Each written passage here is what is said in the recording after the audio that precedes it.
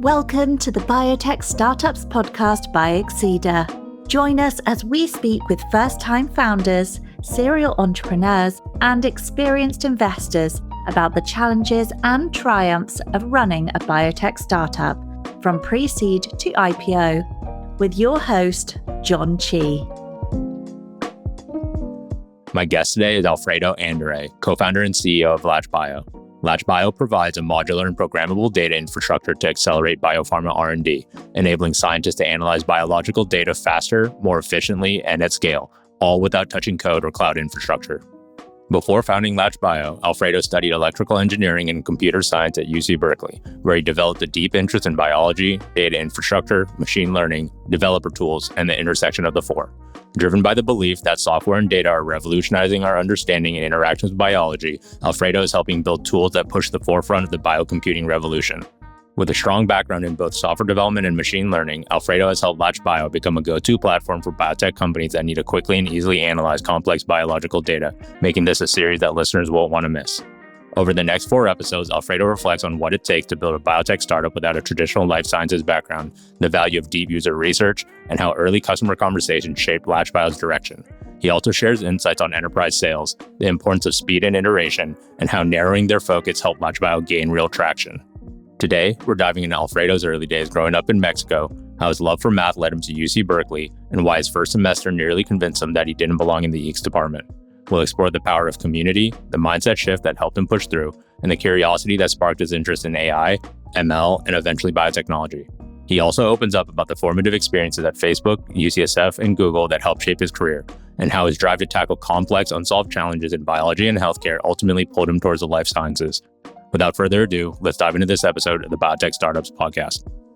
Alfredo, it's good to see you again. Thanks for coming on the podcast. Thank you, John. Thank you for having me. It's great to be here. Yeah, it's we were just before we hit record. We were talking about the last time we chatted was a couple of months ago. So I've been really excited and really looking forward to this. So I'm glad we're finally able to hit the record button and really dive into it. So as we always do, and on the Biotech Startups podcast, we love to really hear from founders like yourself on what is the kind of your personal entrepreneurial journey and kind of what were the early days for you, and going all the way back to your upbringing. So can you tell us a little bit about what was your upbringing like, and how is it, in your opinion, kind of influence your business philosophy, leadership style, and frankly, what got you into STEM? Totally. No, yeah. I'm happy to talk a bit about that and refresh my memory there. So I mean, as I've told you before, I was born and raised in Mexico. Most of it in Guadalajara, but my family kind of moved quite a bit around. So I lived a little bit in Querétaro, which is a much smaller city, a little bit in Mexico City, and then my kind of more formative years in Guadalajara, although I had a few kind of exchange programs. So one in San Antonio with my family, and then San Antonio, Texas, which, super random, and then Los Angeles. And I think this kind of moving around gave me quite a bit of perspective compared to a lot of my peers when I grew up, kind of seeing these different cultures, seeing how what some people thought is just the correct thing or the right thing was actually just a way of doing things. But at the same time, kind of doing most of my high school and middle school in Guadalajara gave me a sense of home, gave me a sense of community that I was really able to cherish, and then that to this day I'm able to kind of go back to. My mother is still there, and kind of go back to that. And so I think it was a really, really good balance.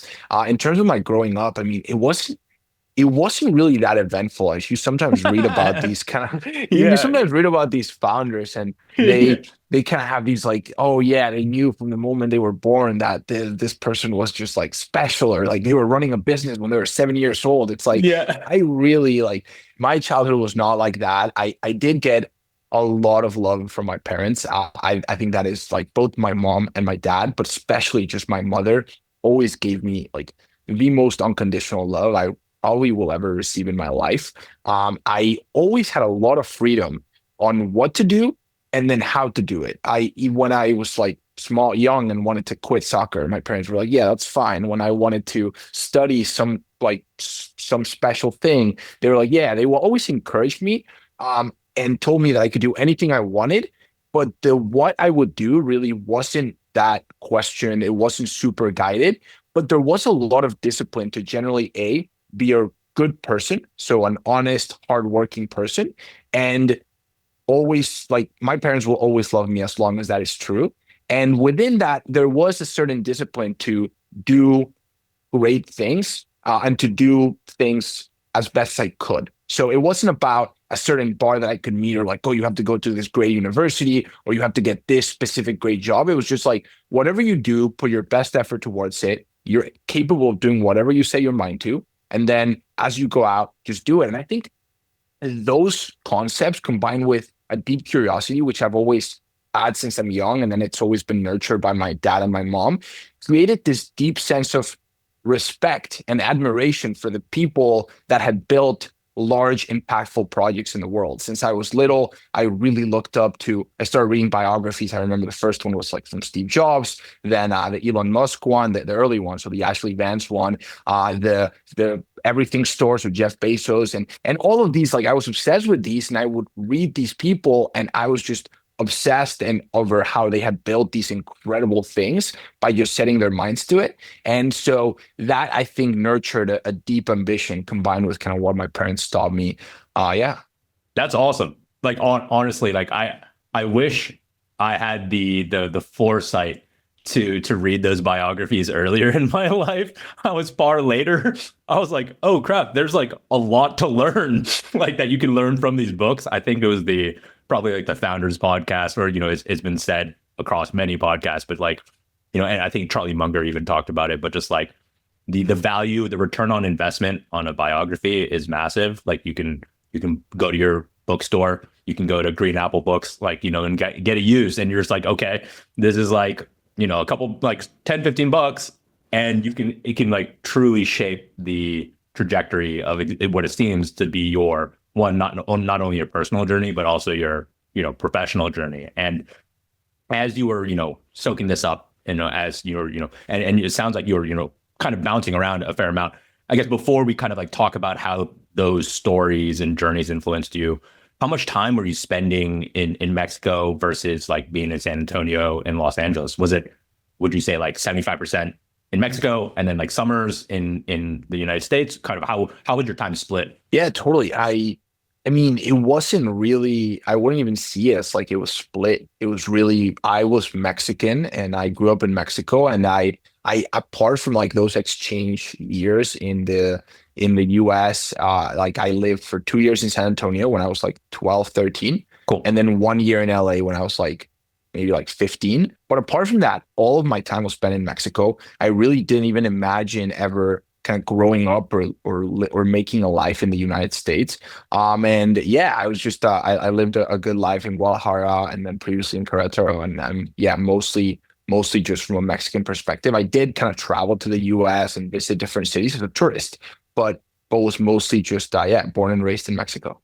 Very cool. And so as you were, kind of like consuming like just like voraciously these books, was it, you mentioned like Elon, Steve Jobs, Bezos, they both have a kind of computer science lens, or at least tech lens. Was that the spark to kind of get in, like kind of to go on that tech journey? Obviously now we if we fast forward now, you're kind of living and breathing it. But did you know back then like this was it?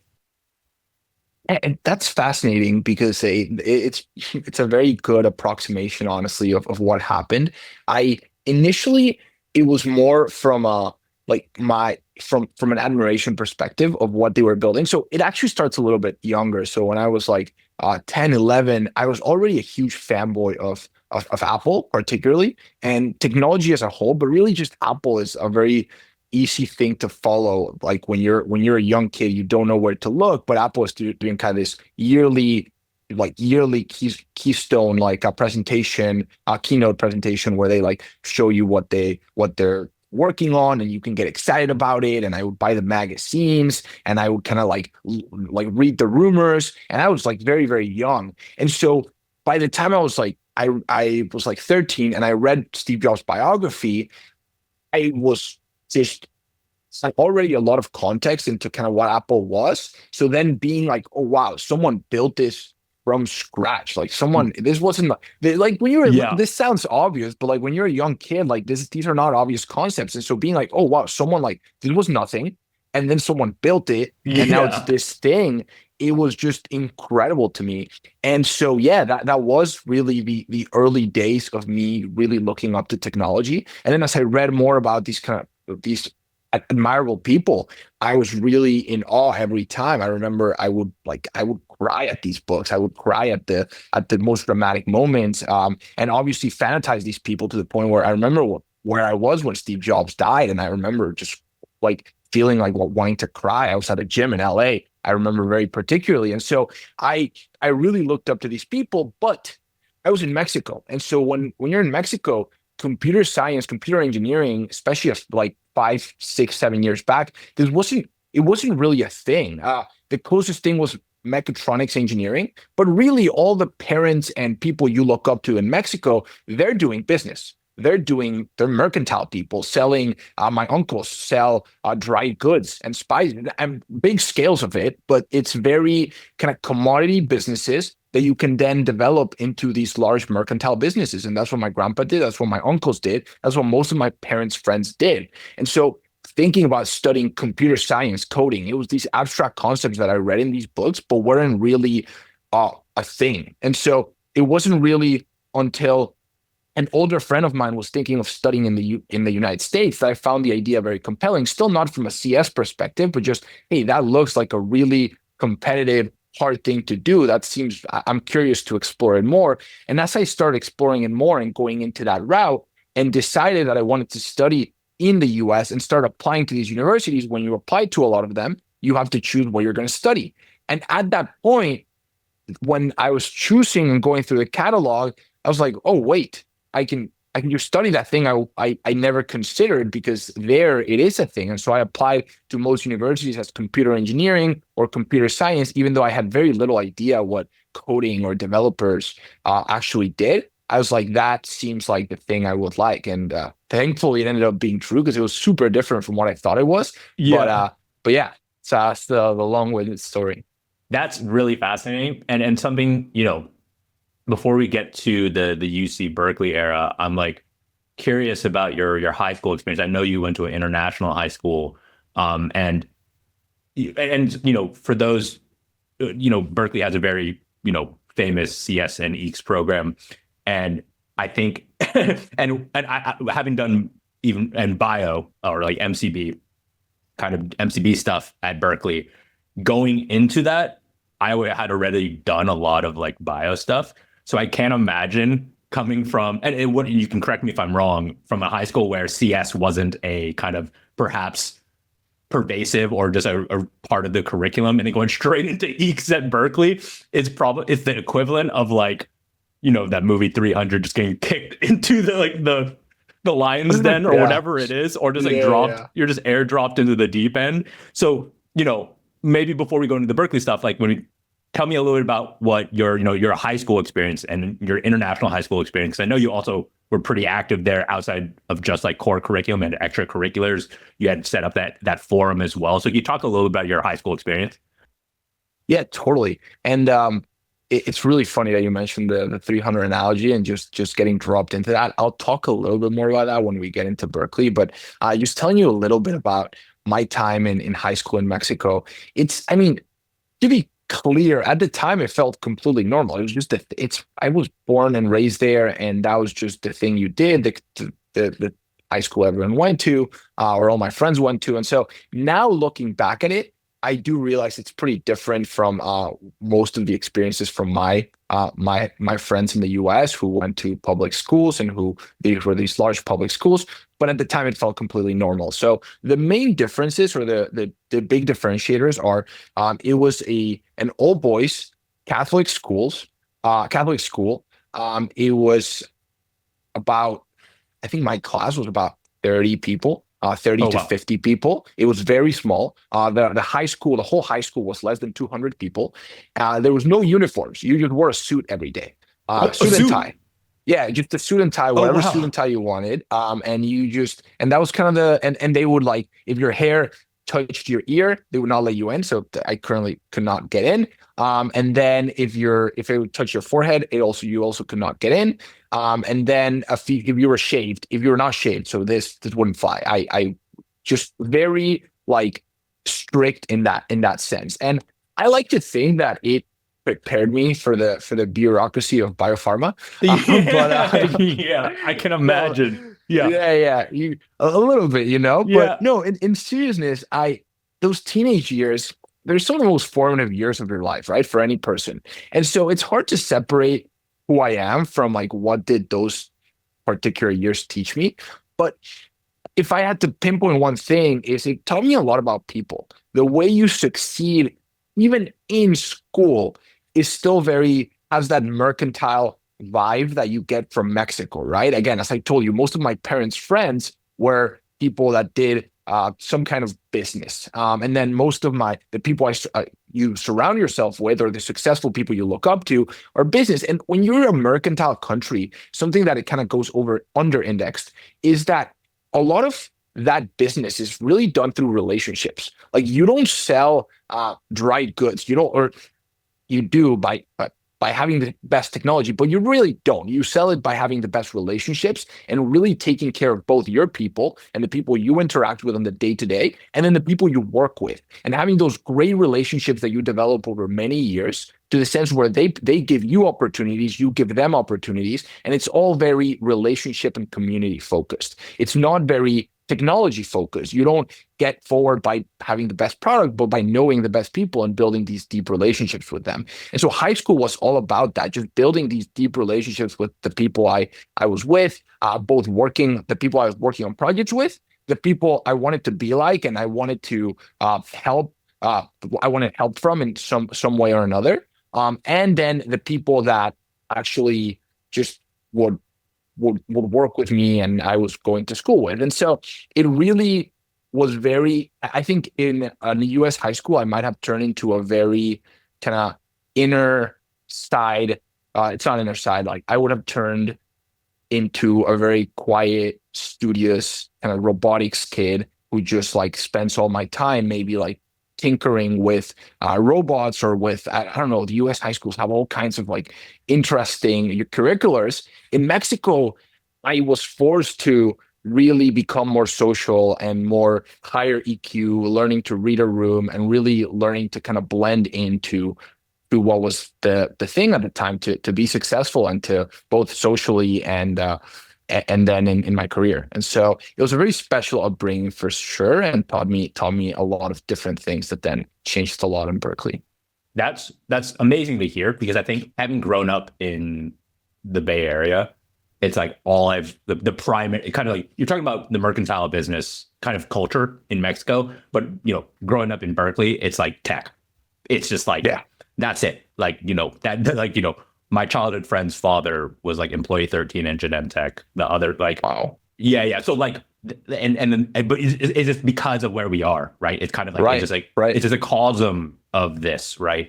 And I always am a firm believer that you can learn skill sets, incredibly valuable skill sets outside of your industry, and bring it back. So like exactly what you're talking about, I think there's a lot, whether it's a biotech company, whether it's like a software play, about what are the kind of timeless lessons from that different industry, and exactly what you're talking about, the EQ, the relationships. Like if you're dealing in a commodity, it's not like software, it's not like Loom where you can do product-led growth.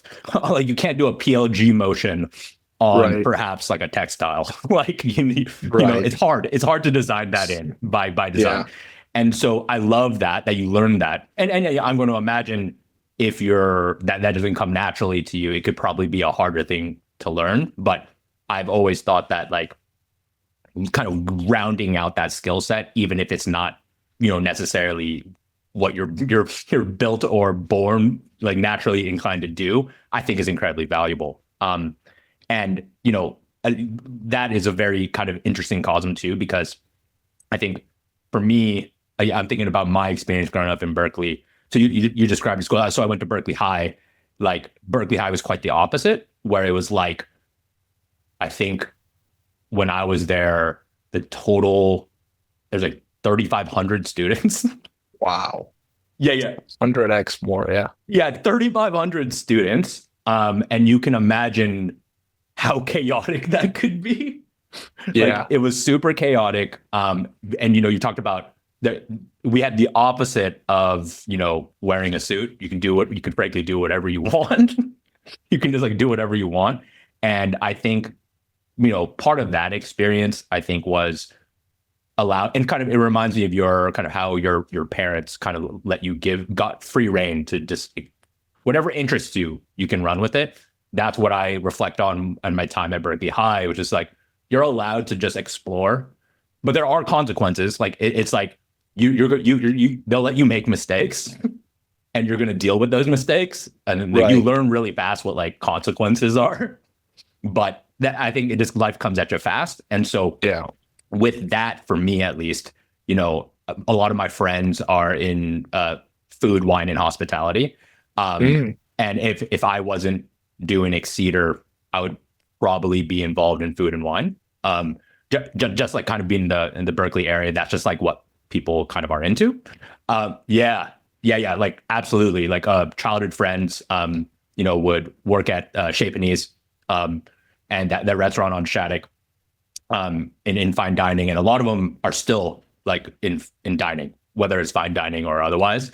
And I probably would have been there, but like I think the reason why I'm bringing this up is because there are even lessons in something like food and wine and hospitality that I impart to like what we do at Exceeder. You would think that these are super separate things, but like the EQ, the relationships, the hospitality element, like it's like when you go to a restaurant, you want to be treated like they give a shit about you. Yeah. Like, right? That's what brings you back. So I always think about that from the context of like working with stakeholders, whether it's your team, your customers, your partners, your investors. It's kind of like that book, Unreasonable Hospitality, which is... It's been getting recommended so much recently. Fantastic book. And it just talks about like those like moments of like showing up and showing up in a big way and showing that you care meaningfully and authentically and creating little special moments. And you could do that. And they do that in restaurants. That's like kind of the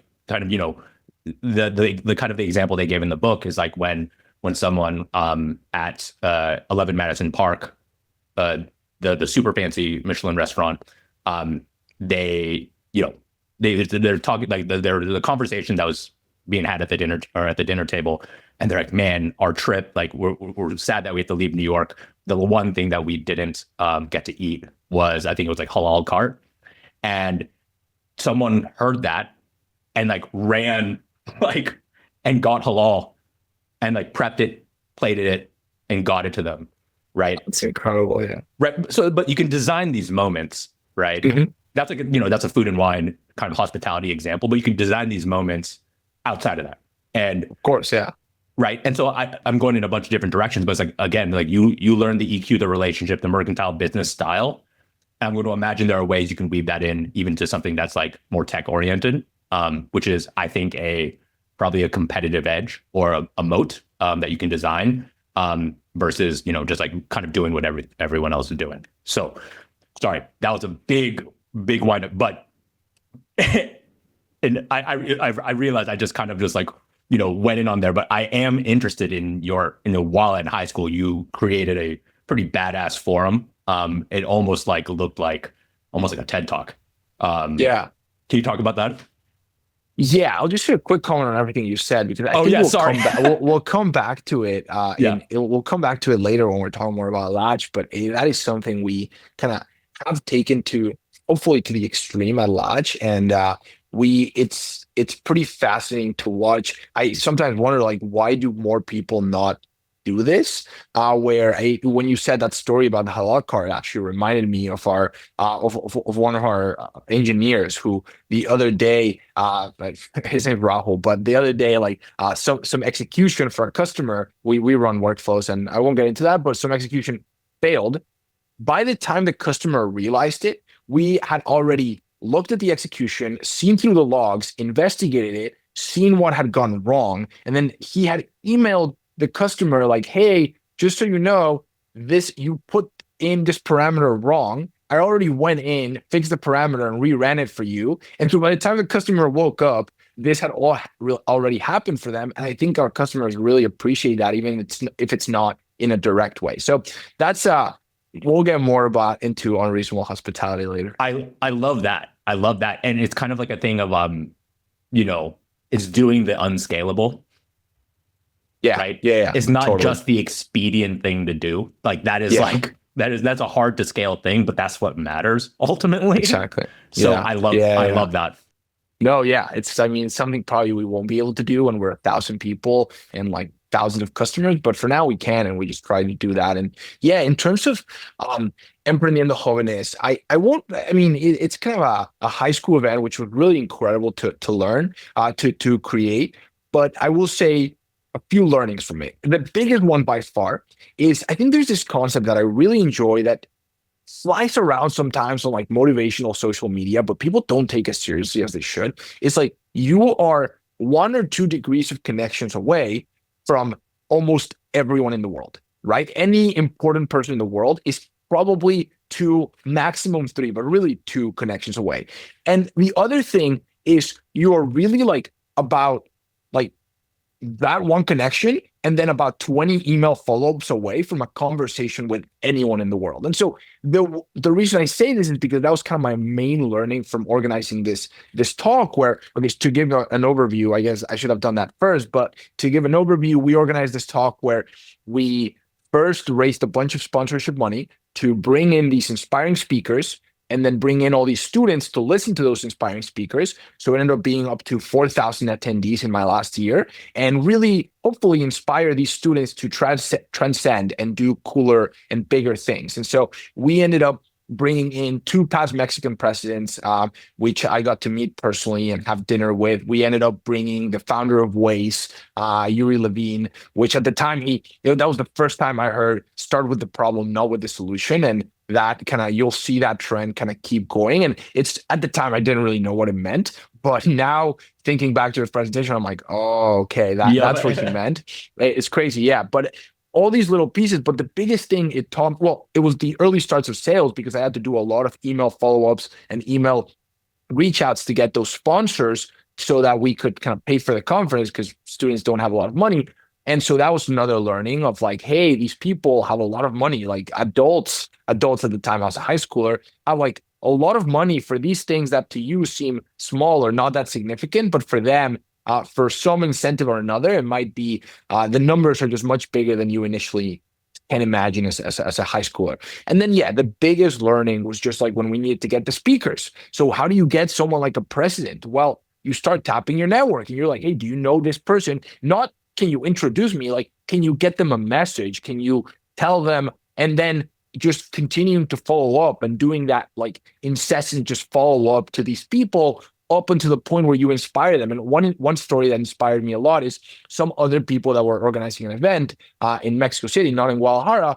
But I remember we went to talk to one of the organizers, and he told us that when the event started 20 years ago, they had gotten this really inspiring speaker to come to the talks and they, without kind of saying the name, it was the way they did it is by going and standing outside of his home. I think it was Viktor Frankl. So he was actually in, so he had been in like concentration camps. He was like old at the time. He no longer did, he wrote a really good book, but he no longer did talks, and they really wanted to get him to come speak in Mexico. And so they went and they bought a flight to Europe, where he was at the time. And then they stood outside his home for 3 days and he wouldn't talk to them. And on the 3rd day, he came out and he was like, hey, you have 5 minutes. I have to walk to my dentist. You have 5 minutes to talk. And in those 5 minutes, they ended up convincing him to come to Mexico for the first time ever, I think, to come give a talk.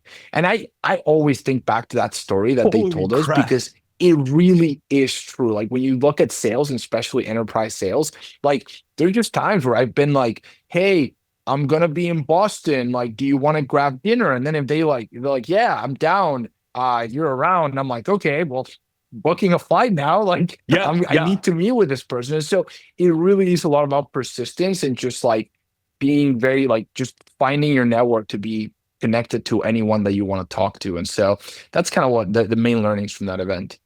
That's incredible. And I think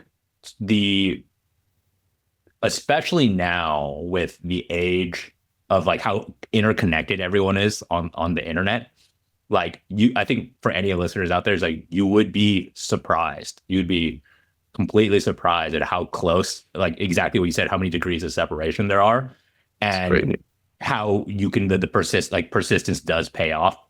Obviously, you want to be thoughtfully persistent. Of course. And like you said, it's not like make the intro. It's like, how can get the message? Can you like pass this message? Kind of like if there are ways that you can kind of be thoughtful about it, it always ends up being like, maybe it's not 20 touches. Maybe it's like, it could even be 5.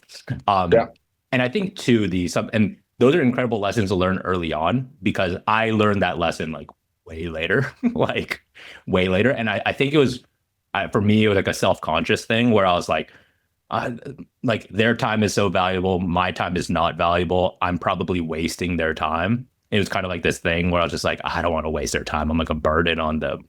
But I think if you do it thoughtfully, the people that you reach out to can probably find a lot of fulfillment in doing things like this. That you would be surprised. Like for you, you're just from your perspective, I'm like, why would they want to, like for me, I was like, why do they want to talk to me? Like, why would they even, right? But it's just like, no, they do. Like, if you don't, this is kind of like that saying of like, I think the Wayne Gretzky like hockey quote, like you miss 100% of the shots you don't take. Like, sometimes you just got to shoot the shot and just like, you know, and be persistent and not kind of just like get in your own head to the point where you just like don't start. So I love that you learned that early on. And so now, you're wrapping up your time in high school, and you mentioned that you had kind of like applied to a number of schools. Was Berkeley always like your number one, or were there other schools that you were kind of like looking at as well? Yeah, totally. Well, I'll say 2 things. First, on your comment on the thoughtful follow-ups. I think that's really key, and I actually will go take that a bit of a step farther and say what some might consider a hot take, but I actually find networking for the sake of networking to be pretty useless. And I think conversations where you reach out to someone whose time is very valuable, and not to say our time is not valuable, but there are people whose time might be very, very valuable. And to reach out to them just to have a conversation, I think usually ends up being net negative. Like when students are like, oh, I just want to talk to learn. I'm like, about what? And then what do you want to learn about from that person that you're reaching out to? Or what do you want to ask them? And so give them something to say yes or no to, or very thorough topics that you want to conversate around. Just having a call just to network, I think is usually a waste of time for both sides, honestly, because it's just so unfocused. And so, it has to be thoughtful and it has to be pointed. Now, for the university, that's a really good question, because I didn't know that much about Berkeley. I mean, I didn't know that much about universities in the United States. I was kind of pretty naive when it came to that topic, but as I started investigating, Berkeley kind of popped out as a good option to apply to, but I really only applied to it because I was applying to UCLA, which I happened to know at the time. And then I was like, oh, Berkeley seems good. Well, it's actually better. Usefully, it's better. But I'll say so myself too. there you go. Go Bears. Sorry, UCLA. I love you guys. Sorry. I love you all. Yeah, but so I was like, oh, Berkeley seems fun. Seems good. I had no idea at the time that it was like a top 5 most competitive CS program. So I was just like, it seems like a good university. And so I applied. I think it was like from the university I applied to, it was like the top 2 most competitive. And number 1 was kind of UPenn. And then I ended up getting rejected from every other university I applied to, including all the other UCs I had applied to. So Santa Barbara, Irvine, rejected from all of them, and then accepted early into EECS, which turns out is like top 5 most competitive CS programs in the world.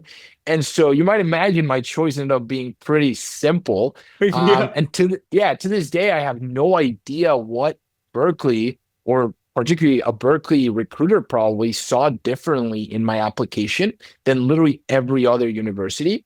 I have some thesis around there, but nothing concrete. But I'm extremely grateful that they did, and hopefully I can pay it back one day. Isn't that crazy? Like just just like thinking about the counterfactual, just in the multiverse, right? Like if you didn't go to Berkeley and Right. I'm not, there's nothing wrong with other schools that are not Berkeley. I was like joking, but I mean, I was rejected from all of them. So yeah, right. But just doesn't have to imagine be anything wrong. Yeah. yeah, imagine if you're at Penn. That's just a very different road and journey, right? Yeah, And for right. sure. And these major inflection points, I think something that is kind of like, I think about it long and hard. It's just like, sometimes it almost is like random. Yeah. Or it can feel almost random. There's an element of like, working your tail off and getting prepared and being as prepared as you can be and doing the things within your realm of control. But there are sometimes just things where it's just like whoop, all right, you just put it out there and you're just like, oh, you just cross your fingers and see what happens. And then, you fast forward, like, at least for me, and I think about, the Berkeley experience, just like being there at a specific point in time changed the trajectory of like everything. Right. And so I can imagine coming from Mexico to Berkeley is even more of like a drastic change versus like any other school that you would, choose to accept it. And it is also kind of crazy where, I have buddies who did the EECS program, and I was like, they were living in the stacks like most of the time. They were in the stacks almost all the time. And I was just like, oh my God, this energy is like too intense for me. Like I'm a Moffat guy myself. But, but I can. I'm the weird one that just like will just grind it out in the apartment. Like, oh wow. Okay. I was one of those. I was like, just like I looked like what's the so I would have like in our apartment, I would just do like basically like systems biology stuff on like the window, like a beautiful mind. Not because I wanted to look smart, just because I was just like needed to whiteboard things the whole time. Yeah. I was just like doing that. And anytime my roommate was like, he was much more of a like Cafe Strata kind of, where it's just like, I need some like things going around. I'm like, I can't, there's too much going on. Like I literally can't think here. So I'm just like, just hunkered down in the apartment. And it's, anyway, there's a stylistic difference, but tell me about, you now got into this hyper competitive EECS program. Tell me about first coming to Berkeley. And what was that like for you? Kind of like personally, like just getting into Berkeley. What was that for you first? And then we maybe talk about the kind of the academic and like professional aspect to it as well. So getting into Berkeley was like going now to Berkeley. So I get into Berkeley, I go, and it was really quite a fun experience. And particularly from the perspective of like my classes and the academics getting in, just completely kicked my ass. And not, I don't even know if can I say that? No, you're good. You're good. That's there are no rules here. Yeah, I felt these guys say much. Yeah. So for one of the examples that I like usually go back to is it was my first time ever seeing calculus. And as an EECS major, I go into my calculus class. It was Math 1A, I still remember. And I remember the professor just going over these concepts at an incredibly fast speed, where I was like trying to keep up, and I was generally trying my best. And I just could not keep up, but not like in like a nice, I don't know. A lot of my friends were telling me like, oh yeah, this class is so hard. Like, no, I failed the class. I got an F, and it's like my one F in my transcript. And it is just, I think it might be a D minus still failing at Berkeley, but it's like, I failed the class fully, and I was kind of studying for it. And I was like studying harder than I had ever studied, but like kind of studying for it. And I could not keep up with the concepts. I felt extremely incapable. Like, I don't know if I've ever felt as incapable in my life. And it was only, and meanwhile, all my colleagues, they were keeping up, and they were like getting kind of B's and A minuses and maybe like B minuses in the test. And they would complain about a B minus. And meanwhile, I was failing and studying harder than I had ever studied. And then I remember a semester in, it wasn't a semester in, but it might have been like 5 months in. So like near the end of the semester, when I started just like making more friends and talking about them, about their high school experience. And I realized that for most of these people, for most of my friends, it was usually their second or third time taking calculus. They had like taking calculus, then taking AP calculus, and now they were kind of like re-going over the concepts in a much, much deeper way. And this was crazy to me. First, coming from Mexico, I could not believe that they had done all that in high school. Well, I was I was doing other stuff, organizing events and stuff. But I also, I had to make a decision because I knew that if nothing changed, I was just going to fail out of EECS. I remember the EECS department actually sent me a letter where they were like, hey, if your GPA continues this low, you will be kicked out next semester. And I was like, oh, wow. Okay. And so that was a very serious point for me because I knew, by the way, I could do other majors. And I knew for my business class, I remember probably my only A+ ever was my econ class. The business degrees, the much easier stuff in Berkeley to do. But I was like, do I want to study EECS? And if I do want to study EECS, then this is not going to work. What I'm currently doing, I'm just going to kind of fail again. But at the same time, seeing all those people ahead of me on experience was extremely encouraging. And you might be like, wait, why? Wouldn't that be extremely demotivating? But what I realized is, wait, I'm actually not incapable, or at least that's what I convinced myself of. I just have a way less reps than everyone else. And everyone else is working kind of hard or as hard as me. So if I want to catch up to the reps they have, I'm going to have to work 2 or 3 times as hard to get to where they are. That's going to be a huge sacrifice. Do I want to do that? Or do I want to just choose another major? And I decided I really had liked the intros to what I saw in EECS. I wanted to keep studying that, and it was going to be a huge challenge, but I was willing to put it on. And that was a huge pivot in my life because I went from being a social academic, slightly starting to lean academic, to I dropped all my social compromises. My friends didn't see me for 1 or 2 or 3 semesters. My family would call me saying, are you okay? And I was like, yes, I'm okay. I am 8 a.m. to 11 p.m. at the Moffett Library. Actually, 10 p.m. they would kick you out. So 8 a.m. to 10 p.m. at the Moffett Library every single day of the week, Monday to Sunday. I just disappeared from everything else. And I committed myself to, hey, I'm going to make this work. And I'm just as capable as everyone else. I just need to put in way more work because I have a different background. And I remember taking that intro to calculus class again and getting a B+. It's probably one of the only grades I remember in my transcript because I went back to my professor and I was like, I can do this. And from there, I kind of continued on to do much more math, but it was definitely a pivotal point in my life and in what I realized was really true hard work. Thanks for joining us on this episode of the Biotech Startups podcast with Alfredo Andere. Be sure to tune in for part 2, where we explore the origin story of LatchBio, from Alfredo's early side projects to the moment he and his co-founders dropped out of UC Berkeley to start the company. He shares how they navigated uncertainty, leaned into naivete, and made the bold decision to pursue biotech full-time before they even had a product. If you enjoyed this episode, subscribe, leave a review, and share it with your friends. See you next time. The Biotech Startups podcast is produced by Exceeder. Don't want to miss an episode? Search for the Biotech Startups podcast wherever you get your podcasts and click subscribe. Exceeder provides research labs with equipment leases on founder-friendly terms to support paths to exceptional outcomes. To learn more, visit our website www.exceeder.com. On behalf of the team here at Exceeder, thanks for listening.